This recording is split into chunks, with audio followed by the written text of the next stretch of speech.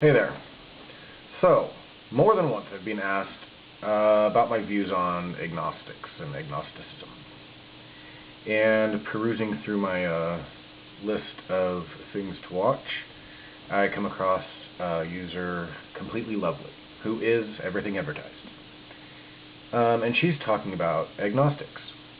And there are more than one definition of agnostic, but I think most of the concept sits on the fence sitters.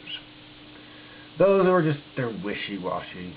You know, I don't really have any opinion. I don't really want to say. I don't know. And then there's the other fence sitters that are like, you can never know 100% for certain, and therefore you can't say that. Well, I have a pretty big issue with this. Speaking specifically to these two types of people. One is, you should care. It should matter to you, because it affects you every day of your life, especially if you live in the Western world, especially in the Western world, in America and Canada. And Canada's not so bad, but they are facing an increase in fundamentalism. So they're trying to mimic America. Not the whole nation, but they're moving that direction. So it does matter.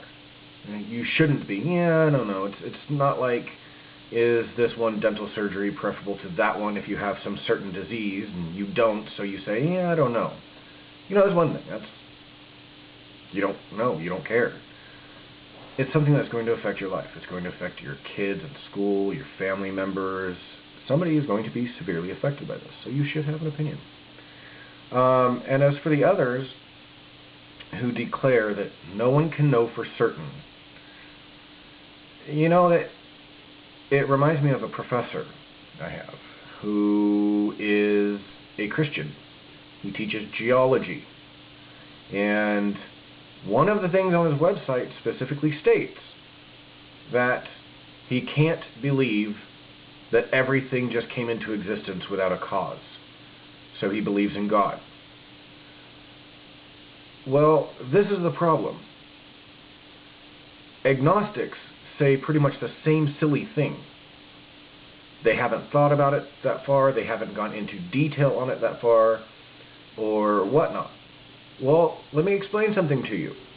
To those who are agnostic in the sense that they just can't imagine everything starting or whatnot, you're just creating a larger problem, like my Christian professor.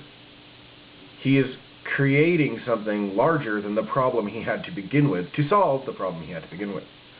And that's, I think, what agnosticism is. It's an attempt to not take a stand on an issue, to the point that you're actively engaged in not being engaged in the issue. To put it blankly,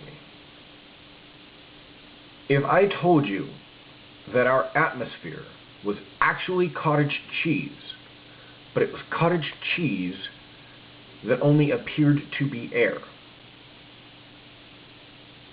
would you be agnostic about that? I have a fair guess you wouldn't. I could say, but you can't see the cottage cheese. It's mimicking air.